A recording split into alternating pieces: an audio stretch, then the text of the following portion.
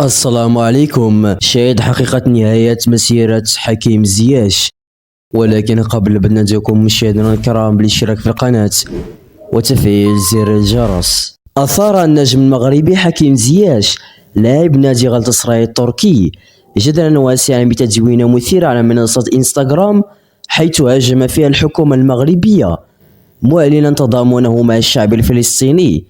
وفاجأ زياش الجماهير بتصريحات أدان فيها الحكومة المغربية وجميع الدول التي تدعم ما وصفه بالإبادة التي يتعرض لها الشعب الفلسطيني.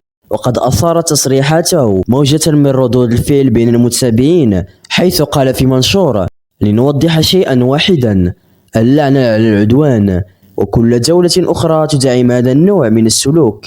وقد أثارت تصريحاته موجة من ردود الفعل بين المتابعين. وفي منشور آخر أضاف: رسالتي الأخيرة كانت أيضا لحكومة بلدنا التي تدعم الإبادة الجماعية، عار عليكم، لقد طفح الكيل.